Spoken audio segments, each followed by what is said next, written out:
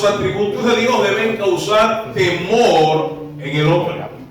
Pastor, temor no es miedo, dice alguien. Pues déjeme decirle, hermano, vamos a preguntarle al pueblo de Israel al pie y a las faldas del monte Sinaí si lo que tenían no era miedo. Veían el monte que humeaba, veían relámpagos, la tierra temblaba y ellos tenían pavor de que ellos y sus hijos murieran. Sí, el temor de Dios tiene que ver con miedo, pero no solo con miedo, tiene que ver con respeto, con reverencia, ese deseo de querer agradar a Dios.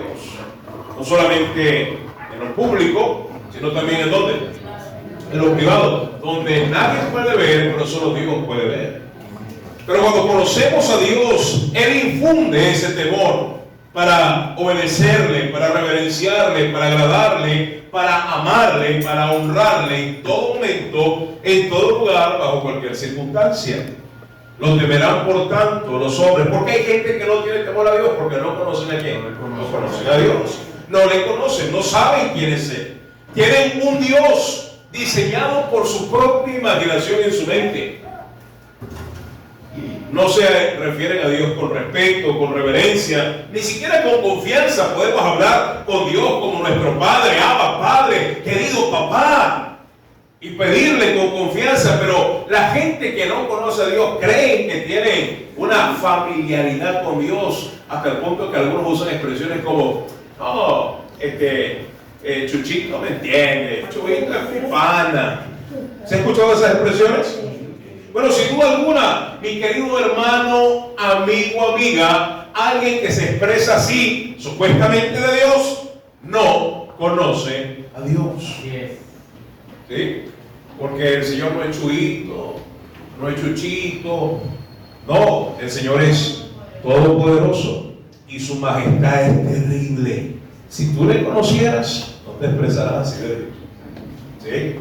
Si tú le conocieras, le temieras, le honraras, le obedecieras, quisieras agradarle.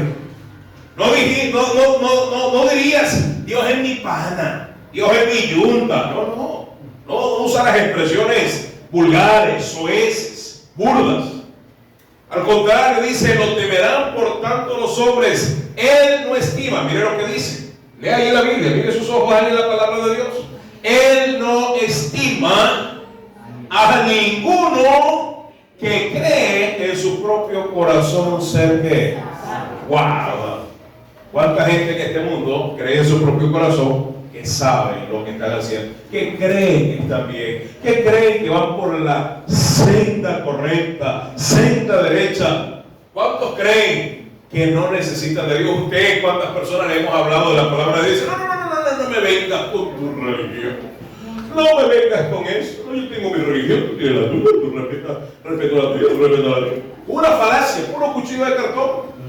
¿Sí? Para evadir la confrontación, la realidad de que Dios es terrible, temible, intimidante. Hay una palabra acá, hay muchos atributos aquí expuestos. Pero el versículo 23 dice, Él es que todopoderoso. La palabra hebrea para todopoderoso, una palabra conocida. Mire, y se usa tanto a la ligera, ¿sí? Hasta hay negocios que le ponen ese nombre. No, hay gente que le pone nombre a sus hijos así, ¿sí? Hay gente que le pone a sus hijos o a sus hijas, le dicen, a ver, digamos un nombre ahí, ¿verdad? Que le ponen Emanuel. ¿Qué significa Emanuel, hermano? Tu hijo no es Dios con nosotros. Tu hijo es un pecador como tú. ¿Sí? Pastor, pero eso es un querubín, ¿no? Un querubín. Tú vieras un querubín, caes de rodillas. Quedas encandilado. ¿Sí? Y hay otro querubín, ¿verdad? Que ese sí se ve, ese que va al diablo, al chamuco, ¿verdad? Al cachú. Ahora, sígame acá, hermano. Hay gente, no, ¿cómo se llama la niña? Se va a llamar Chide. Los nombres de Dios son sagrados, hermano. Amén. Bueno, tantos nombres que hay. Es decir, creo, me da la impresión que estás colocando a tus hijos en un pedestal que no merece estar, que no pertenece. Hay gente que una vez dábamos un campamento de jóvenes, se me viene aquí ahorita, y tal vez no son así de pila, ¿verdad? Literales, pero uno sabe que viene con esa conjugación. Una vez había una joven, ¿verdad? No me acuerdo ya ni dónde era, porque fue muy peculiar, y dice los nombres de los equipos cuando se dividen los campamentos, ¿verdad? Los equipos, los capitanes. ¿Y cuál es su nombre? Chadi. Chadi, algo así. ¿Verdad? El nombre más evangélico. ¿Sí? Entonces, hermano, los nombres de Dios son de Dios. Describe atributos de Dios. ¿Sí? Ahora, todopoderoso hebreo es la palabra hebrea Shaddai. Es la palabra El Shaddai. Ahora, ¿usted sabe lo que significa el Shaddai? Sí, pastor, el todopoderoso. Más que eso, hermano. El Shaddai significa el todo suficiente. Literal, es sinónimo de autosuficiente. El único ser autosuficiente, todo suficiente, que no necesita de nada ni de nadie para existir, es el Señor. El Shaddai. Nadie debe portar ese nombre. Nada ni nadie sobre la faz de la tierra debe atribuirse semejante apelativo, título, semejante. El término sinónimo con el Nuevo Testamento en el griego es pancratos o pantocratos, que significa omnipotente. Pero curiosamente en hebreo tiene esa connotación especial, el todo suficiente. Esta noche, hermano, hablaremos de la suficiencia de Dios. La suficiencia de Dios es un atributo. ¿Lo sabían? Ay, pastor, yo pensé que era omnipotente, omnipresente, inmutable, eterno, amor, misericordia. Lo que a la gente normalmente le gusta escuchar de Dios. Pero Dios es suficiente. Y esa expresión, esa palabra resume, y ahí lo dice, Él es el Shaddai. Él es el todo suficiente, el todopoderoso. Para entender un poco más de esto, ¿verdad? Quiero que vaya al Nuevo Testamento, en Romanos capítulo 11. En Romanos capítulo 11 dice la Escritura. Romanos 11, versículo 33. Y como muy bien han dicho los demás hermanos que han enseñado, todos los atributos están interconectados, interrelacionados. Un atributo depende de otro, pero todos tienen un perfecto equilibrio en su santidad. Romanos 11:33. Oh profundidad. Mira esta expresión, hermano, y suena hasta poética, pero no es exagerada, más bien se queda corta, humanamente hablando. Dice, oh profundidad de las riquezas. Esta mañana se habló de la sabiduría de Dios y de la ciencia de Dios. Note que hay una distinción: sabiduría de Dios y de la ciencia de Dios. Ciencia es conocimiento, el conocer a Dios. Conocemos a Dios a través de sus atributos. Y mire la expresión, la exclamación, denotando asombro, denotando grandeza, denotando majestad, señorío. Dice, versículo 33, cuán insondables. ¿Qué es insondable, hermano? No se puede medir. No hay sonda, no hay cinta métrica sobre la faz de la tierra creada por el hombre que alcance a medir a Dios. Cuán insondables son sus juicios, hablando de sus pensamientos, e inescrutables. Inescrutables, no se pueden contar.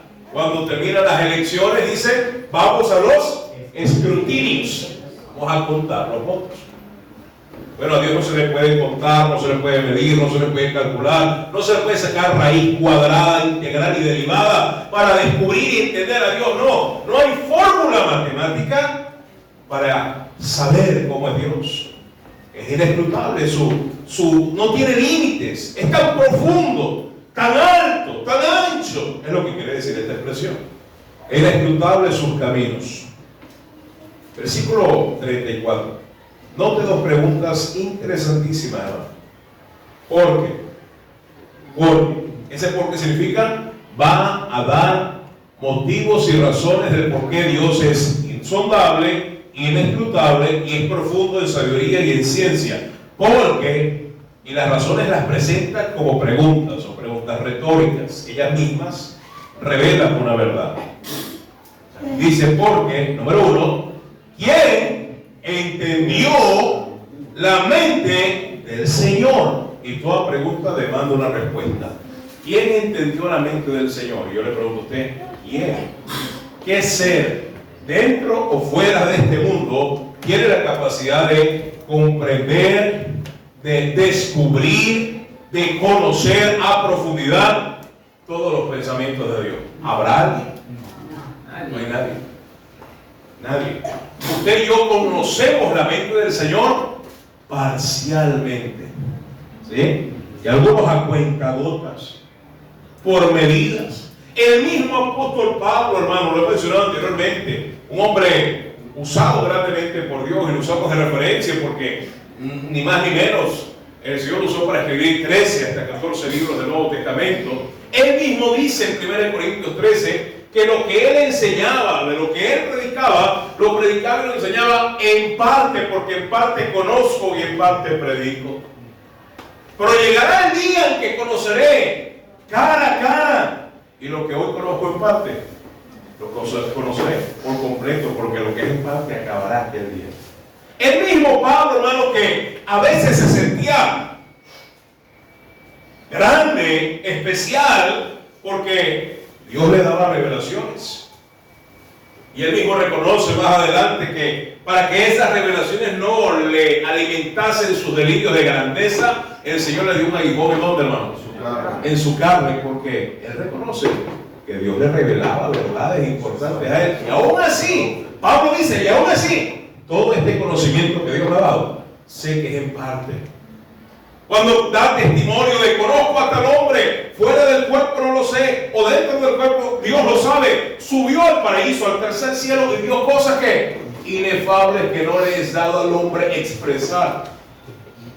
Pablo sufrió la muerte, y que Pablo, por la voluntad de Dios, la misericordia, la bondad y la soberanía de Dios y el beneplácito de Dios, Dios le devuelve la vida. Pero Pablo parece que fue al cielo y fue testigo de algunas cosas que él mismo reconoce. Y déjeme decirle, hermano, que realmente Pablo tenía academia, tenía jerga, tenía formas de expresar ideas. Escribió 13, 14 libros de la Biblia, y aún así dice, no, es que lo que yo vi allá arriba, no hay manera de expresarlo terrenalmente, no hay manera de describirlo, no hay lenguaje, no hay palabras. En 1 Corintios dice, no hay lenguaje, no hay palabras, no hay nada de estas cosas que no han subido al corazón de hombre ni a la mente de hombre, son las que Dios ha preparado para los que le aman. Amén. 1 Corintios 2:9 dice eso. Y lo mismo dice el salmista en el Salmo 19. Es decir, hermano, pastor, quiere decir que lo que tenemos en la Biblia es parte, es todo lo que necesitamos hoy, pero esto no es todo de Dios, hay muchas más cosas, hermano. Como Dios sabe que nuestra mente es limitada y que el pecado nos ha degradado de tal manera, hay cosas que todavía no podemos sobrellevar. Se lo dijo el Señor a los discípulos. Sí. Y un día, hermano, con un cuerpo glorificado, amén. ¿Cuántos esperan? ¿Cuántos tienen esa esperanza? Amén. Un cuerpo, ¿verdad? Que ya decía el hermano esta mañana, es que yo soy miope, es que no veo. Tranquilo, hermano, un día tendrás una vista 20/20, no sé si ojos azules, no sé si a ti te conviene, ¿verdad? O verde, o ambarado, ¿verdad? No sé, a que le conviene con la ropa que. Pero, ¿sabe, hermano? Tendremos un cuerpo perfecto, ¿sí?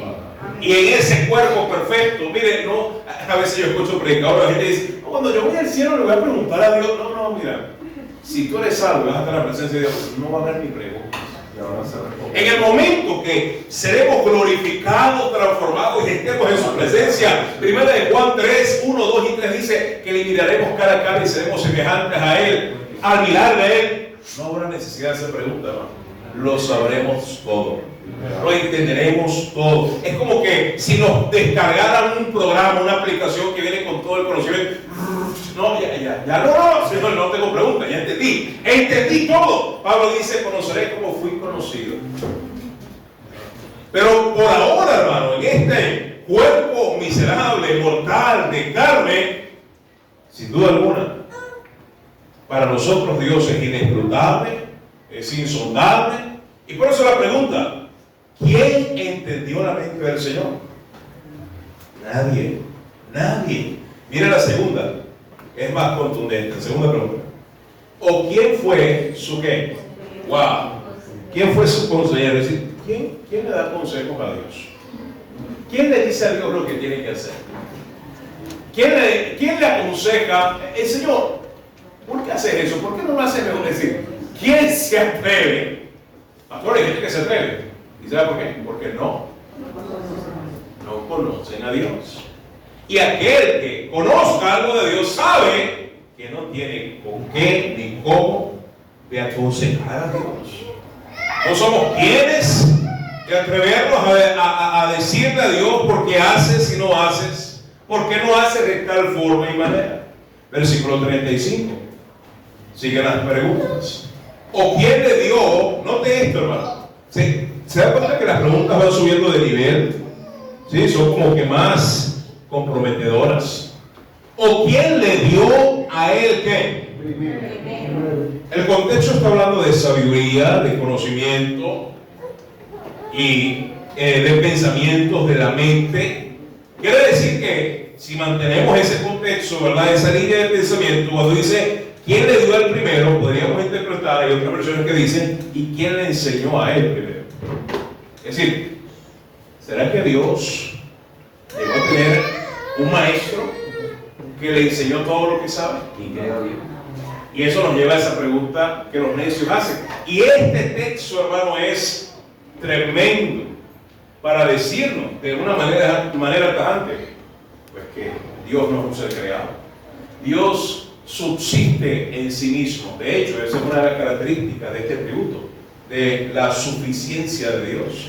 Dios es suficiente y existente en sí mismo, no necesita de tercero. Vamos a ver eso más adelante. Dice, ¿o quién le dio el primero para que le fuese recompensado?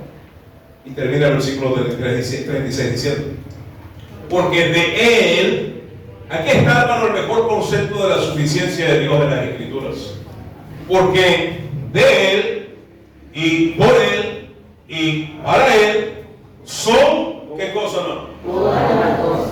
Todas las cosas a él sea la gloria por los siglos. Amén. Nuestro Dios es suficiente. No necesita de nada ni de nadie. Por eso, hermano, siempre recuerdo, si usted y yo venimos a la iglesia, si hacemos algo para el Señor, no es porque Dios lo necesite. Mire, Dios no necesita nada de ti ni de mí. Pastor, ¿y por qué entonces me animan, me exhortan, me amonestan a hacer una cosa, hacer la otra? Porque eres tú que necesitas. Así es. Soy yo quien necesito. Somos nosotros quienes necesitamos del Señor. Somos nosotros los que somos seres, escuchen, dependientes. ¿Usted se cree independiente? Le creyó a este mundo, le creyó a las mentiras del diablo. No existe persona independiente, eso es falso. Todos dependemos de algo, de alguien. Yo no creo así. Necesitamos a otros para humanamente estar en este mundo. Alguien nos procreó, alguien nos dio a luz, alguien nos cuidó, alguien nos amamantó. Yo no tuve madre ni padre, ay pobre yo, pero alguien te tuvo que haber cuidado para llegar hasta donde estás. Somos dependientes. Y todavía dependemos de muchas cosas. Algunos tienen un empleo y dependen de que su jefe les cancele. Menos mal yo no trabajo, yo soy autosuficiente, yo soy independiente económicamente. No, mentira, porque tú no fabricas tu materia prima, tienes que ir a un lugar a comprarla y pagarla a alguien. Si ese alguien no te la vende, tú no puedes trabajar. Siempre hay una dependencia. Y si no tienes clientela, quien te compre, pues no comes. Depende de los clientes. Hola, ¿hay alguien? Amén. Ah, el pastor no lo ha visto, ¿sabes por qué no se lo habían dicho así, verdad? Es que es así, ¿verdad? Somos dependientes. Nuestros hijos dependen de nosotros. Nuestras esposas dependen de nosotros. Y los esposos dependemos de la esposa. Muchas veces. Amén o no. Somos dependientes, pero principalmente dependientes de quién, hermano. Si el Señor quisiera cerrar el grifo, cortar el aire, su aire, que ha sido creado para Él, por Él y para Él, estamos respirando un aire que no nos pertenece, es prestado. Estamos usando recursos que no nos pertenecen, son prestados, son de Dios. Si Dios quisiera cortar los suministros, cortar los recursos, ¿qué sucedería con nosotros? Dejamos de existir. Morimos porque somos seres dependientes. Sácate ese chip, no te tragues más esa mentira. Yo soy autosuficiente. ¿Sí? ¿Y cómo viniste a este lugar esta tarde? Con mis pies. ¿Quién te dio los pies? Los zapatos, algunos tienen zapatos regalados, qué bendición. Algunos no, yo me los compré con mi dinero. Tuviste que trabajar y esperar que alguien te pagara. Algunos te trajeron en moto, en carro. Eres dependiente. ¿Amén o no? Gracias por su amén. La mejor para mí, esto, Ahora, ¿sabe qué, hermano? Dios es suficiente en sí mismo. Buen Señor, gracias te damos por tu amor y misericordia. Gracias te damos por tu palabra, es clara, es contundente. Necesitamos conocerte. Hemos pecado, hemos fallado en conocerte más. Gracias por la iglesia, la predicación, por la enseñanza. Necesitamos ser confrontados, retados, redarguidos. Necesitamos, Señor, ser estimulados al amor y a las buenas obras. Necesitamos conocerte más. Conocemos mucho de política, conocemos mucho, Señor, de deportes, de esta vida, de hasta farándula, algunos acá.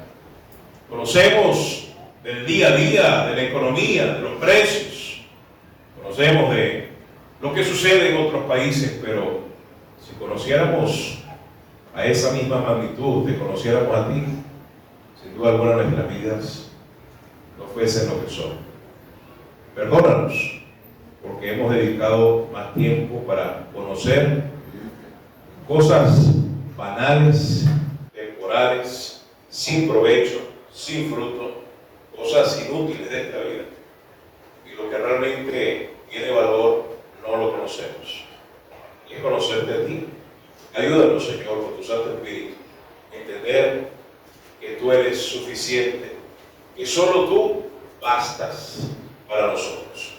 Gracias, Padre, por este tiempo. En nombre de Jesús. Amén y amén. Muy bien, hermano. Dios, nuestro Dios, ¿en qué, hermano? Hermano, está como intimidado. Espero que sea por el Señor y su palabra. ¿Verdad? Nuestro Dios es, ¿qué, hermano? Suficiente. Mire, hermano, hablar de la suficiencia de Dios a menudo está relacionado con un término, quiero que aprenda, hermano, que sepa, está asociado con un término teológico conocido como autosuficiencia, pero más precisamente la aceidad de Dios. Aceidad de Dios. Aceidad significa autosuficiente, ¿sí? Es el término que se ha acuñado teológicamente para expresar o hablar de la suficiencia de Dios. En otras palabras, hermano, cuando hablamos de la suficiencia de Dios, estamos hablando de conocer, explorar la idea de que Dios, escúcheme, posee en sí mismo todo lo que es, todo lo que necesita y todo lo que le satisface. No es solo que sea suficiente, llanamente hablando, para nosotros, sino que, escúcheme, es plenamente suficiente en su propio ser.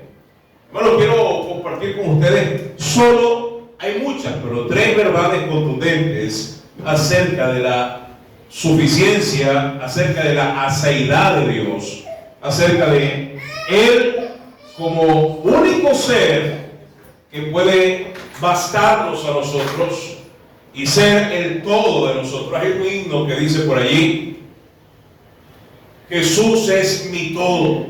Hay otro canto que de hecho creo que se cantó en la conferencia del año pasado, lo cantaron las hermanas, que es Cristo es mi todo. Y eso es lo que está hablando. El Señor es suficiente. Pero sabe, cuando yo entiendo que Dios es suficiente aún en mi vida, no voy a andar mendigando en este mundo. Hay muchos que dicen ser creyentes, hermano, y pareciera que todavía tienen sus tentáculos, tienen raíces echadas en el mundo, como que si necesitasen de este mundo, como que si para ellos el Señor no es suficiente. No hay ni por qué mirar hacia los lados. No hay motivación para andar, ¿verdad? Por ejemplo, ¿cuántos recuerdan a la mujer del Lot? ¿Sí? ¿Me recuerda a la mujer del Lot? ¿Qué pasó con ella? A ver, cuéntame, hermano. ¿Ah? ¿Por qué miró atrás? ¿Qué había atrás? ¿Dónde vivía? ¿Y qué habrá pensado ella cuando vio el fuego caer sobre la ciudad? ¡Ay, mira mi casita! ¡Y mi maizal! ¿Sí? Y mis carteras, y mis zapatos, y mis vestidos, y mis joyas, y mis amigas, y mis cosas que tanto quiero. ¿Sí está conmigo, no? El corazón de ella está en dónde? En el mundo. Y aunque el Señor les estaba salvando, para ella no era que suficiente, porque su dependencia no era en quién, sino allá. Y a espaldas de su marido mira atrás. Y el Señor les advirtió: mira, nadie mira atrás, nadie mira atrás, no mira atrás. El Señor, hay una frase similar en el Nuevo Testamento. Dice que cualquiera que poniendo su mano en el arado mira atrás, no es digno de mí. ¿Sí? Está en Lucas capítulo 9, los últimos versículos. Hablando de aquellos que querían y decían: te seguiré, Señor, te seguiré a donde tú vayas. Ah, sí. Sí. Y empezaron a excusarse. Compré una hacienda, murió mi padre, me casé. Y el Señor también diciendo: cualquiera que pone su mano en el arado, cualquiera que dice que me va a seguir, cualquiera que dice que va a confiar en mí, cualquiera que dice que va a depender de mí, pero realmente está todavía conectado al pasado, al pecado, al mundo, no es digno de mí. No ha entendido la suficiencia de Dios. Mi hermano, cuando hablamos de la suficiencia de Dios, número uno, hay un aspecto importante, y es que Dios, hermano, es independiente en sí mismo, es decir, no tiene necesidades, no tiene carencias, no tiene carencias de ningún tipo. Mi querido hermano, Dios no tiene necesidades ni materiales, no tiene necesidades ni personales, no tiene necesidades, hermano, de ninguna índole, Vamos a ver algunos versículos, hermano, que nos recuerdan que nuestro Dios es independiente y autosuficiente. Quiero que busque el Salmo capítulo 50 rápidamente. Bueno, a veces caemos en el error de pensar que Dios creó al ser humano. Creemos que Dios creó al ser humano porque Él se sentía solito. Mira, es que el Señor, ay, ¿con quién hablo? No tengo con quién hablar. Esto sí es maluco. Yo como que estoy como aburrido. Voy a formar a un ser especial para comunicarme con Él, interlocutar, interparlar, hablar, comunicarme, relacionarme, porque necesito. No, hermano, no. Dios no necesita al hombre. Hay gente que cree, el humanismo se ha metido mente de muchos creyentes. Y déjeme decir, hermano, que es un error creer y pensar que Dios creó al humano, al hombre, porque se sentía solo o porque necesitaba que alguien le adorase. No, pastor, es que lo que pasa es que dése cuenta, todos esos versículos que han hablado estos días, pareciera que Dios es como egocéntrico. Todo es para su gloria. Todo es para Él. Todo gira en torno a Él. ¿Quién se cree Él? Suficiente. Amén. Es Dios. Amén. No te necesita a ti. No me necesita a mí. Todo es para Él. Y sabe, hay gente que cree, entonces nos creó para aumentar su ego y su gloria. No. Es porque tú y yo lo necesitamos. Somos los dependientes. Pero es un error, repito, hermano, pensar que Él nos formó a nosotros, nos creó porque se sentía solo o porque necesitaba de nuestra adoración para aumentar su gloria y su grandeza. No. Al contrario, hermano. La suficiencia de Dios nos enseña que Él es realmente perfectamente feliz. El Señor es feliz y pleno en su propio ser. Amén. ¿Sabe, hermano? Sin ti y sin mí, Dios sigue siendo feliz. Así es. Dios se goza. Es más, yo creo que con nosotros le damos dolores de cabeza. Mejor no. Tú y yo le damos muchos dolores de cabeza. Lo ocupamos y aún así Él no se cansa, ¿no? Él no se desgasta. Pero si pudiéramos decirlo jocosamente, Dios es feliz, hermano, contigo o sin mí, pero creo que sería más feliz sin nosotros. Si pudiéramos agregar algo jocoso. Y sabemos que no es así, no le afecta realmente, hermano, porque Él es suficiente. La fuente de su gozo, la fuente de su plenitud no está en ti ni en mí, está en sí mismo. Por eso Él es independiente y no carece de ningún tipo de necesidad. Por lo menos 3 áreas, hermano. Miren, Él es independiente emocionalmente, porque Dios tiene emociones. Dios dijo, hagamos al hombre a nuestra ¿qué?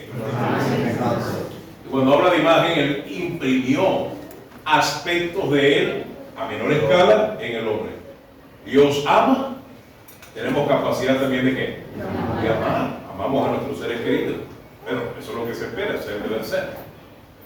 Dios tiene paciencia y todas estas cualidades, ¿no? Es misericordioso, es bondadoso, se goza, y todas estas emociones el hombre las puede expresar, las puede conocer, las puede relacionar, las puede compartir con otros seres humanos. ¿Amén o no? Amén. ¿Y de quién recibimos todo eso, no? De un Dios que es emocional. Pero Él no es solo emocional. Él no es, yo soy solo happy. No. Pero Él es emocionalmente, es independiente. No necesita de ti y de mí para sentirse bien. Pero hay otra área donde Dios es independiente, hermano. Le dije que Salmo 50, versículo 10, mire lo que dice. Salmo 50, versículo 10. Versículo 10. Amén. Porque, ¿qué dice el Señor? Porque mía es toda bestia del bosque. ¿Está hablando de nosotros, pastor? Bueno, si usted se considera bestia, ¿verdad? No, está hablando de los que viven en el bosque.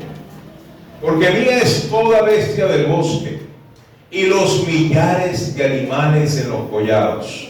Conozco a todas las aves de los montes. Wow, hermano, mire, profunda es su sabiduría y su ciencia.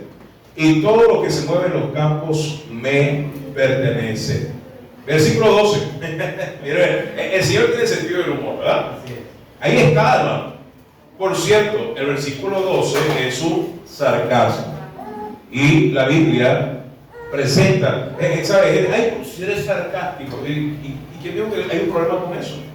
Dios es sarcástico cuando hay que hacerlo, expresando una verdad y dando a entender o enfatizando esta verdad acerca de Él. Si yo tuviese hambre, no te lo diría a ti. ¿Y por qué? Porque Dios es el mundo y su plenitud. En otras palabras, hermano, si yo tuviera hambre, pero es que Dios no le da hambre. ¿Verdad que es chistoso? El Señor está hablando hipotéticamente. Si aún yo tuviese un antojo, ¿tú crees que yo te diría a ti cuáles son mis antojos? Es decir, no te necesito. Yo puedo tomar lo que yo quiera. Todo me pertenece. Dios es suficiente. No carece de nada, hermano. Es independiente emocionalmente y es independiente en cuanto a recursos. En cuanto a recursos. Pero hay otra independencia, hay otra área en la cual Dios también manifiesta eso, hermano. Y es que la creación toda, hermano, es un acto de gracia y de bondad de parte de Dios. Hermano, todo lo que Dios ha creado, todo lo que Dios ha puesto en su creación, sea inteligente o sea instintivo como los animales, hermano, todo es parte de la gracia de Dios. Y sabe, hermano, Él no ha creado lo que ha creado por necesidad. Es por gracia. Amén. ¿Sí entiende el concepto de la gracia? Nosotros no merecíamos existir ni siquiera. ¿Sí? Los seres, todo lo que usted conoce, Dios no necesita que exista. Eso no lo hace sentir a él bien o mejor. Ay, que tengo una carencia. Me hace falta sentir más alegría, más amor, más compasión. Voy a crear estas criaturitas, a ver cómo se comportan y puedo darle de mi compasión. Ellos me dan de su ternura. Esa no es Dios. ¿Sí? Dios no lo necesita. Quiere decir que existimos, pastor, por gracia.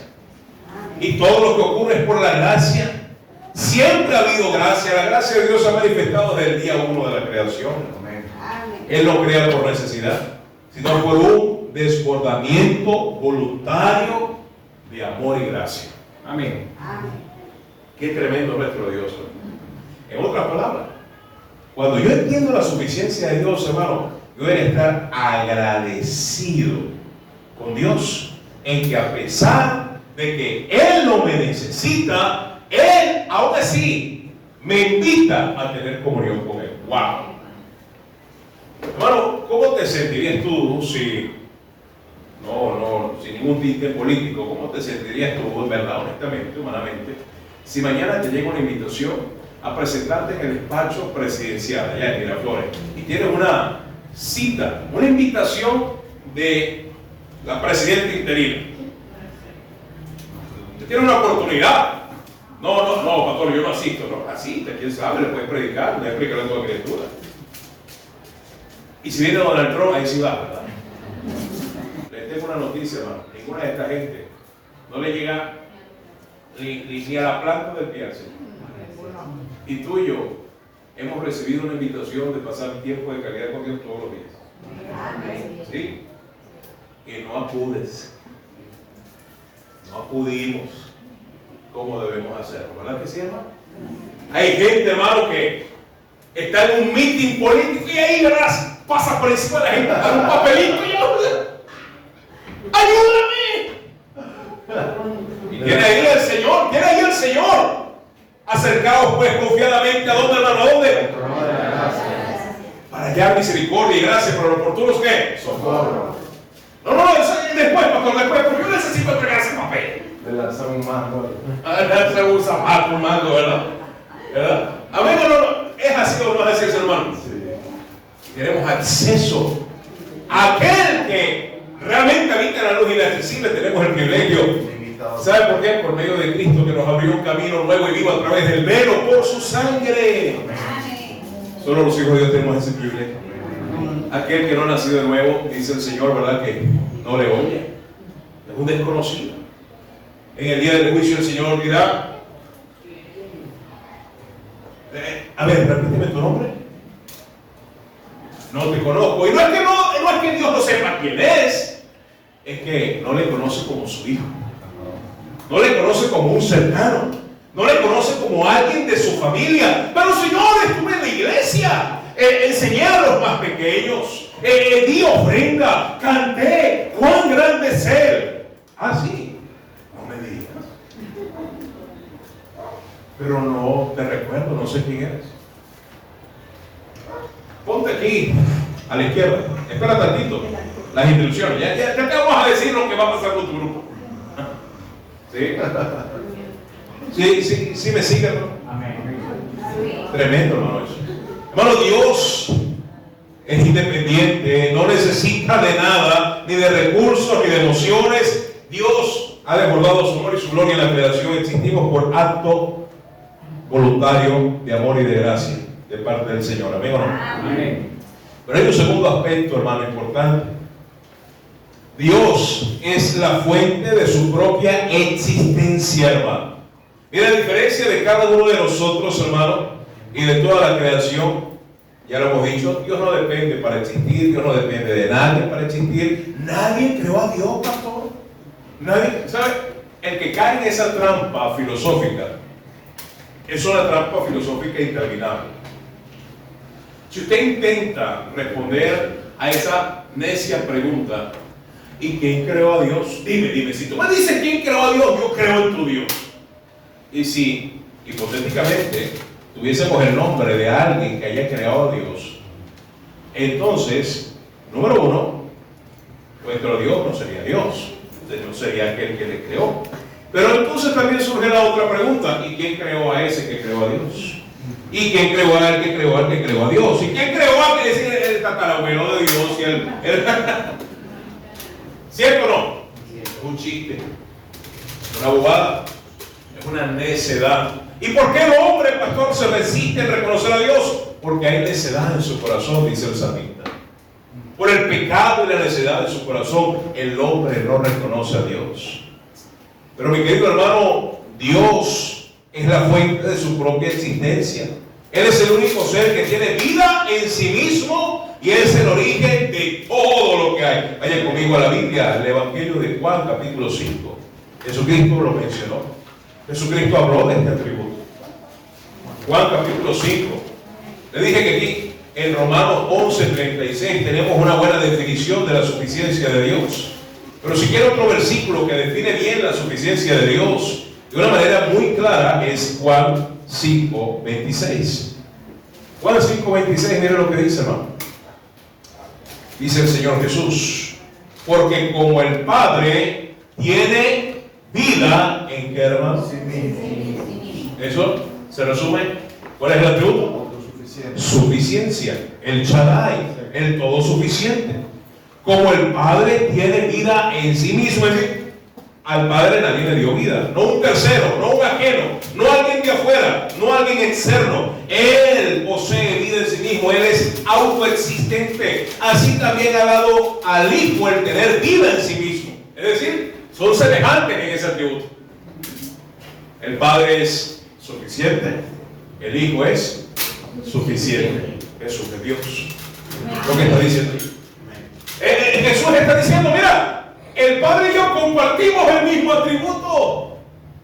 Ningún ser, hasta angelical, celestial, que pudiera ser, comparte un atributo con Dios.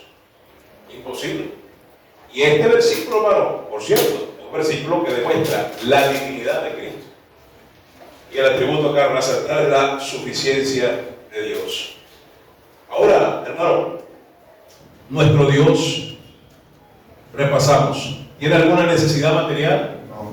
¿Alguna necesidad personal, emocional? No. ¿Alguna carencia? No la tiene.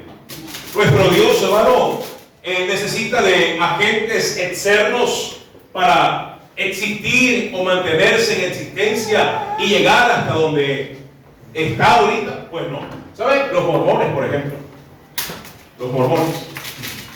¿Sí? Si tienen alguna duda, pregúntenle al hermano Javier al final. Los mormones en su teología enseñan, hermano, creen, número uno, que Dios es un ser, escúchenme, un ser astral. Astral. ¿Cómo astral, pastor? Sí, que vive en un planeta, literalmente creen en un astro. Muy parecido a lo que cree en la nueva era. De hecho, es un sincretismo entre nueva era, mitología, creencias populares, tribales y algo de Biblia y algo de Star Wars y Mandalorian. Ahora escúcheme acá, hermano. Ellos creen que Dios es un Dios astral y que en ese planeta Él ha procreado un sinfín de hijos con, por cierto, muchas mujeres o féminas celestiales. Es decir, el Dios del mormonismo es un Latin lover, un Casanova de la ciudad, pero no de aquel planeta, De la galaxia. de la galaxia, un Casanova planetario. Y puede reírse, hermano, porque no nos estamos riendo del día de la vida, nos estamos riendo de la payasada que esta gente cree. Así que son una basura de Dios. ¿Sí? Y sabe, ellos enseñan que esos hijos, en un tiempo, una eternidad, un tiempo pasado, hubo una rebelión en ese planeta. Le querían dar un golpe de estado a Dios, a ese Dios. ¿Sí? Y Dios, ese Dios, les condena y les castiga, los enjuicia. ¿Y sabe? ¿Qué locura, hermano? ¿Y sabe cuál fue el castigo? Mandándolos a la tierra. Si la tierra es el infierno. ¿Y sabe cuál fue el castigo? Una pigmentación en su piel característica. Hombres y mujeres de color, negros. El mormonismo, históricamente, es racista, es clasista. ¿Sí? ¡Ay, pastor! Y ahora lo entiendo todo. ¡Ay, entendí! Claro. Y con el pasar, en los últimos años han ido modificando algunas cosas porque saben que han perdido influencia y han tenido que bajar algunas estándares y ser más tolerantes. Pero de raíz, de base, hermano, y fundamento, el mormonismo cree esa historia que, mire, ni a Disney se le hubiese ocurrido, ni a los editores y creadores del anime y de todas esas cosas, ¿verdad?, japonesas, ¿verdad?, que se parecen más bien por historia japonesa. No, la imaginación no lo hubiese llegado tan allá. Pero ahí no termina, hermano. El mormonismo cree que Satanás y Jesús son hermanos. ¿En serio? Y que esta rebelión causada en ese planeta, el Señor de ellos, Dios, pide una solución, un plan de redención, un plan de rescate. Y entre sus hijos, entre ellos Satanás y Jesús, les pide que tal día, tal hora, se reúnan con Él y presenten un plan para salvar a los rebeldes. Y como le digo, hermanos, un sincretismo es una mezcolanza con muchas cosas, ¿verdad? Y ahí se parece mucho la historia de Caín y Abel. Y ellos llegan ese día y viene Satanás con su plan de redención y viene Jesús con su plan de redención, y adivine cuál plan no le gustó al Dios de los mormones. Y allí Satanás, ¿verdad? Que no era Satanás, se amargó con Jesús, se amargó con Dios y se convirtió en el diablo porque su plan fue rechazado. ¿Sí? Porque no era coherente. Y el plan de Jesús sí era coherente, sí era maravilloso. Y Dios dijo, vamos a hacer el plan de Jesús. ¿Sí? Y ahí comenzó la pelea entre Jesús y el diablo. Entre hermanos. Pero no, voy más allá, hermano. En el mormonismo Jesús no es Dios, Jesús es un Dios. Un Dios que cuando se encarnó, cuando llegó a la cruz y cuando resucitó especialmente, no falta llegar allá. ¿En serio? Jesús cuando resucita se eleva su nivel dentro de ciertos niveles o estratos de la divinidad. Y a través de los tiempos, mientras más Jesús rescata personas, supuestamente, Él más se eleva en esa escala de la divinidad. Nunca será como, supuestamente, su Padre. Pero hoy en día, según los mormones, Jesús tiene un nivel más elevado que hace 2000 años cuando resucitó. Y que la cereza del pastel no es esa.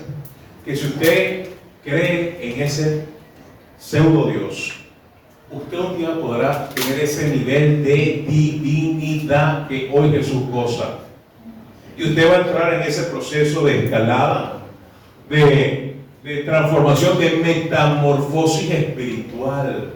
Y un día va a ser un Dios como Jesús. Y adivine qué, le van a premiar y le van a mandar espiritualmente a aquel planeta para, así como su padre, engendrar hijos de muchas mujeres. Suena como al Islam, ¿no? Pastor, nos está tomando el pelo. Esa barbaridad la cree. Y sabe, va gente a esas congregaciones, a esos antros. Y así podemos hablar toda la noche de distintos movimientos. ¿Saben por qué? Porque ellos no han entendido y no han conocido a quién, al Dios de la Biblia. Y cuando entendemos, hermano, que Dios es suficiente, Dios no necesita de nadie tercero, ajeno, para existir, para mantenerse, para dar vida, para tenerla a Él y otorgarla. El Señor existe en sí mismo. Él es la fuente de su propia existencia. Tercer y último punto, hermano. Y, por cierto, su suficiencia es el fundamento de nuestra fe, de nuestra existencia y de nuestra fe. La suficiencia de Dios, hermano, lo repito, es el fundamento de nuestra existencia como seres, pero también es el fundamento de nuestra fe como creyentes. Mi querido hermano, debido a que Dios es suficiente en sí mismo, Él puede ser suficiente para nosotros. ¿Amén o no? Amén.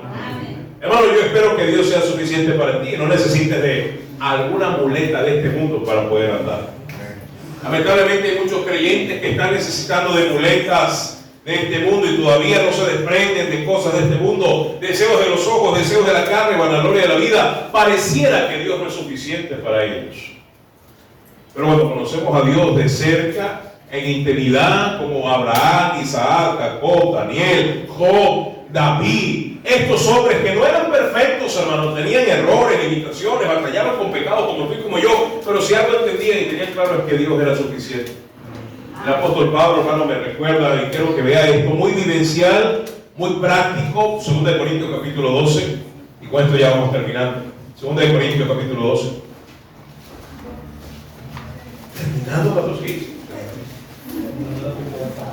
Amén. Ahí sí rápido lo busca, ¿verdad? Amén. El que es de Dios, la palabra de Dios oye. Amén. 2 Corintios capítulo 12, ¿quién copia? Tú no haces nada, amiguito. Segunda de Corintios 12, mire lo que dice, versículo 7. Lo hemos citado verbalmente, pero ahora lo tenemos enfrente del pasaje. Dice, hermano, y para que la grandeza de qué, hermano, de las revelaciones, para que la grandeza de las revelaciones no me exaltase, ¿qué cosa, hermano? Desmedidamente. Wow, Pablo dice, mira, esto me va a sobregirar, se me va a subir el chocolate, se me va a explotar la cotufa, ¿verdad? Se me va a subir el merequetengue. ¿Sí? ¿Sí entendió, hermano? Pablo reconoce, yo reconozco, admito que tengo problemas y batallas con el egocentrismo. Y para que la grandeza de las revelaciones no me exaltase desmedidamente, me fue dado un aguijón en mi carne, un mensajero de Satanás, que me abofetee, es decir, que me humille. Si hay algo humillante, hermano, es una bofetada. Que me abofetee, que me humille, que me recuerde que soy ¿qué? Dependiente. Porque estas revelaciones estaban haciendo creer a Pablo que él era auto especial. ¿Sí? Bueno, especial sí era algo, como usted y yo. Tenemos a veces algo de especial. Pero dice, este mensajero de Satanás está acá, ha venido acá para humillarme, para que no me enaltezca sobremanera, para que no me crea la última Coca-Cola del desierto. Respecto, escuche, a lo cual, ¿qué dice Pablo, hermano? Mira, las tenía contaditas. 3 veces he rogado al Señor que las quite de quién.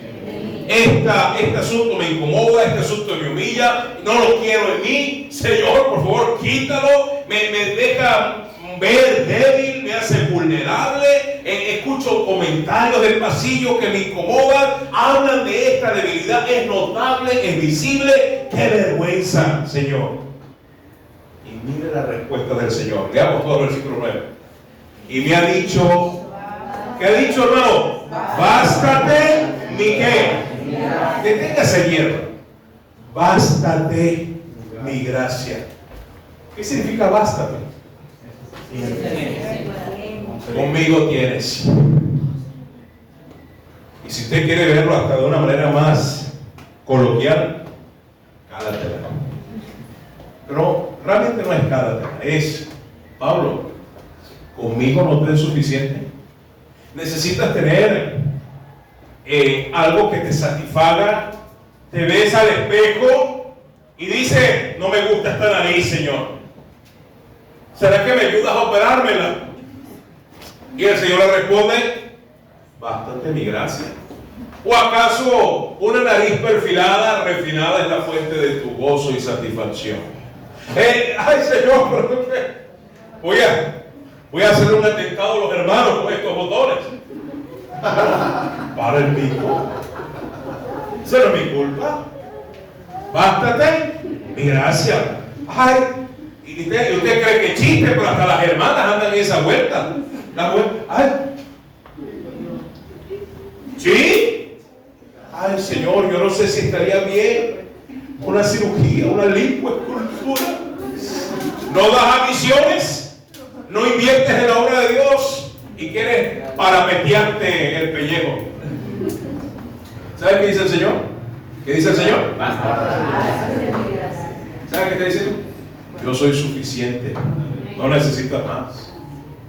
Y cuando alguien no entiende la suficiencia de Dios, anda buscando, como dice por el dicho, en cualquier lugar lo que no se le ha perdido. Su deseo busca el que qué, el que se ríe y se entremete en todo qué asunto. Pablo recibe una respuesta, hermano, que está basada y fundamentada en un atributo en particular. ¿Sabes cuál es el atributo? La suficiencia de Dios. ¿Sabes qué le está diciendo? Yo soy suficiente, Pablo, no necesitas más. Con aguijón o sin aguijón, me tienes a mí, lo tienes todo. ¿Me tienes a mí? Suficiente. Pastor, ¿y la enfermedad? Bástate mi gracia. ¿Y la escasez? Bástate mi gracia. ¿Y la soledad? Bástate mi gracia. Ahí están algunos hermanos, hermanas, ay, ¿con quién me casaré? Se me va a pasar el tren, ya me va a llegar la menopausia. ¿Eh? ¿Y sabes qué le dice el Señor? Bástate mi gracia. ¿Cuántas veces le hemos dicho a hermanas, verdad? Hermana, cásese con el Señor, es el mejor esposo que puede tener. Bástate mi gracia. ¿Sabes por qué? Porque cuando entendemos la suficiencia de Dios, entendemos que Él es suficiente para nosotros y no hace falta nada más, aunque la nevera esté vacía. Pastor, hay que tener mucho carácter y madurez para entender eso. Hasta allá Dios quiere que lleguemos a depender de Él y no de los hombres, a confiar en Él. Vamos a ver obrar milagros. Mire lo que dice Pablo, hermano. Aquí está el testimonio de este hombre. Lo vivió en carne propia, literalmente. Versículo 9. Me ha dicho, bástate mi gracia, porque mi poder se perfecciona. ¿En dónde, hermano? En la debilidad. Por tanto, Pablo entendió, hermano, cuando entiende. Qué tremendo, hermano, el apóstol Pablo, predicador, maestro, misionero, evangelista, plantador de iglesias. Todavía tenía conflicto con aceptar que Dios era, ¿qué, hermano? Suficiente. Y aún sirviendo a Dios, vemos que Pablo no estaba totalmente satisfecho. Le enseñaba a otros que estuviesen satisfechos y agradecidos con Dios, pero él en el privado no lo estaba. Y acá revela su conflicto, su lucha interna. Y Pablo dice, y me gusta esta expresión, hermano, qué honesto este hombre en este caso. Dice, por tanto, de buena gana me quedo, hermano. ¿Sabe qué está diciendo Pablo? Por mucho tiempo tuve. Si ahora me voy a gloriar de buena gana, es porque antes que tenía Pablo, hermano, mala actitud. Pablo se miraba en el espejo. Algunos dicen que ese aguijón en la carne era un problema de la vista. Era un problema de la vista que no solamente le causaba dolor, sufrimiento, no le dejaba dormir, según se cree. Según se cree, era tan notable este problema que los hermanos podían ver la debilidad en sus ojos. Dice acerca de los Gálatas, dice, ustedes me recibieron, me atendieron, me trataron como un ángel de Dios, y aún si hubiese sido posible sacarse sus propios ojos y dármelos. Dice en Gálatas capítulo 1. ¿Sabe por qué? Porque eran notables. ¿Sabe? Por eso que Pablo dice a los corintios, aunque por carta yo parezca muy duro, resulta que era notable que cuando veían a Pablo decían, y este es el que escribe así con potencia, chiquitico, chupadito, sin pelo y con los ojos medio tuertos. Y sabe, Pablo da una impresión por carta de alguien, ¿sabe, no? Fuerte, duro, que hablaba fuerte. Y cuando lo veían en escena, en persona, decían, ¿y este patapá? ¿Dónde se ve? No. Y esa era la incongruencia, hermano. ¿Y sabe quién hizo todo así? ¿Sabe quién? ¿A quién quería que Pablo fuese así? El Señor. Porque si Pablo era, ¿verdad? ¿Sabe? Bien parecido, ¿verdad? Alguien muy refinado. Decía, ay, claro, ¿cómo no lo va a usar Dios? Mira, un muñequito de torta. Sí, me va a entender, hermano. Y eso es lo que muchos hoy quieren ser. Hasta algunos predicadores, muñequitos de torta. Yo dicen que andamos mamarrachos, hermano, pero quiero que me entienda. Pablo, hermano, aparentaba algo muy diferente en persona y otra cosa por carta. Y no porque quisiera. Porque, sí, ¿cómo se iba a cambiar esa carátula, hermano? No podía. Dios había permitido que así fuese. Para mantenerlo humilde, para que no fuese un creído, un petulante, alguien estirado. Dice ahí, por tanto de buena gana me gloriaré. Ahora Pablo, hermano, entiende el atributo de la suficiencia. Es decir, Señor, perdón, tú eres mi todo, teniéndote a ti no necesito nada más y me voy a enfocar en aquello a lo que me has llamado, a anunciar tu nombre. Con dolor en la vista, con dolor en el ojo, con burlas de algunos, con murmuraciones de otros, con asombro de otros, como si viesen a un espanto. No importa, voy a predicar el Evangelio. Por tanto, de buena gana, me gloriaré más bien en mis ¿qué? Hermano, las marcas en nuestra vida, en nuestro cuerpo, cuando entendemos que Dios las permite, ha permitido que pasemos por ellas, se convierten en una herramienta poderosa para presentar a Cristo. Lo que para algunos son complejos y limitaciones, para aquel que encuentra en Cristo su satisfacción y entiende que Dios es suficiente para su vida, repito, esa marca, esa debilidad o esa circunstancia se convierte en una herramienta útil para dar testimonio del Señor. Y no sea compleja, por cierto, para que repose sobre mí el poder de Cristo. ¿Cuántos quieren que el poder de Cristo repose sobre su vida? Usted debe reconocer que Dios es suficiente, que no necesita nada más. Hermano, termino con esto. Hoy en día ha proliferado una conducta vergonzosa, hasta podríamos decir parasitaria. ¿Saben cuál es esa conducta? Y algunos creyentes lamentablemente la han adoptado. Este movimiento, ¿verdad? Este auge de la tecnología, las redes sociales, el publicar la vida privada y lo que hacen. Voy al baño. Salí del baño. 2 horas después.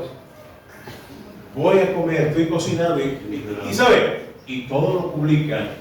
Es una evidencia de personas que están buscando validación, aprobación del otro. ¿Sabe por qué? Porque necesitan llenar esas carencias, porque demuestran que Dios no es suficiente, no lo conocen y necesitan de otros para sentirse satisfechos, llenos, completos. Y resulta que realmente nunca se van a sentir completos. Es temporal. Y por eso vemos a jóvenes, adolescentes. Fulano se quitó la vida porque publicó algo en Facebook y no recibió ningún like. Y empieza a pasar hojitas porque no puede ni hablar. Me quitó la vida. No conoce a Dios. Y no es que me esté burlando de esta persona, hermano, pero es una epidemia. Y algunos no se quitan la vida, pero saben, lloran en la ducha. Sí, a escondidas. ¿Por qué soy así? ¿No has entendido? Que en Dios puedes estar satisfecho. Porque Dios es suficiente. Bástate de qué. Pero el asunto es que si no tienes la gracia de Dios, no vas a poder satisfacer, bastar, correcto. 3 verdades, hermano, acerca de la suficiencia de Dios. Dios es o existe en sí mismo, es la fuente de su propia existencia, no tiene ninguna necesidad, ninguna carencia material, emocional, personal, y su suficiencia es el fundamento de nuestra fe. Último verso, 2 Corintios 9:8. Vamos a estar de pie para leerlo. 2 Corintios 9:8. Ahí mismo es 2 Corintios. 2 Corintios 9:8. Y bueno sería, hermano, habiendo escuchado la palabra de Dios todos estos días, reconocer a Dios como el único que nos puede satisfacer.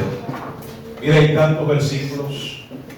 Salmo 27:8 dice: aunque padre y madre me ¿qué?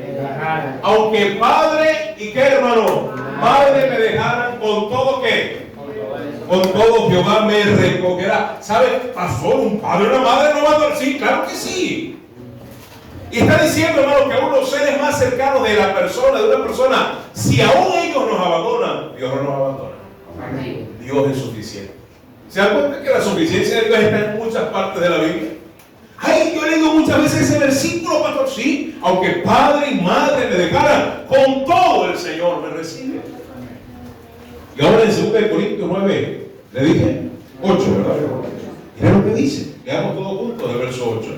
Y poderoso es Dios para hacer que abunde en vosotros toda gracia, a fin de que, teniendo siempre en todas las cosas todo lo que es suficiente, abundéis para toda buena obra, como está escrito: repartió Dios a los pobres, su justicia permanece para siempre. Mi hermano, el Señor nos da abundantemente. El Señor llena nuestras carencias materiales, emocionales, espirituales. Él es digno de toda nuestra adoración, de todo nuestro loor, de toda la honra que podamos darle al Señor. Dios es suficiente y está presente en cada momento de nuestra vida. Y qué ingrato hemos sido porque no le hemos dado las gracias. No hemos vivido una vida que sea digna de su suficiencia. Pero ¿sabe? El Señor es un Dios de segundas oportunidades, y de terceras, y de cuartas, y de quintas. Y ¿sabe? Es hora y es tiempo de que nos humillemos, o tendremos que esperar que suceda con el apóstol Pablo. ¿Qué tenemos que esperar que suceda en nuestra vida? ¿Qué tenemos que esperar que Dios haga o permita que nos humille para entonces, humillados, ahí sí reconocer la suficiencia de Dios? Mi hermano, mejor de buena gana nos humillamos ante Dios, de buena gana le reconocemos, de buena gana le honramos y le santificamos en nuestro corazón y le damos el lugar que Él merece en nuestra vida y decimos: Señor, gracias, porque tú eres mi todo, eres suficiente para mí. ¿Cuánto puedes decir esta noche? El Señor es suficiente para mí, no necesito nada más, ni siquiera ando buscando el saludo de la gente. ¿Sabe? Mucha gente se va de las iglesias porque no me saludaron. Esa persona no ha entendido a la qué. Necesita un saludo para ser bien. Necesita una atención especial. ¿Sabe por qué? Porque lo que te trae a la iglesia te va a sacar de la iglesia. ¿Sabías eso? Hay gente que dice: yo me quedo en esta iglesia porque me trataron bien. Qué triste, porque el día que te trate mal y va a pasar que te van a tratar mal, no va a venir más. Entonces no estás por Cristo, estás por el trato, estás por la gente. No es que no han entendido muy bien. Es que el día que viene me dieron agüita fría, y el día que no haya agua fría te vas a ir. Entonces no es el Señor que te tiene acá, es el agua. No, yo me quedé porque el primer día que vine me dieron una Biblia, me regalaron una Biblia, y el día que necesites otra y no te la dé, no vas a venir más. Pero se da cuenta lo equivocado que es el ser humano. Pero cuando es por Cristo, hermano, si yo vengo por Cristo, ¿por qué me tendría que ir? A menos que Cristo me corra. O a menos que Cristo ya no esté acá entre nosotros. Y se está hablando de otro Cristo, es válido, hay que correr. Y Dios nos guarde de que ese día llegue. A menos que el Señor venga hoy y nos lleve a todos, ¿verdad? Y se quede aquí el hermano José Gregorio, ¿verdad? Se queda. Y empieza a hablar de otro Cristo, ¿verdad? Pero Dios es suficiente. Amén o no. ¿Cuántos dan gloria a Dios? Vamos a orar, vamos a cerrar nuestros ojos.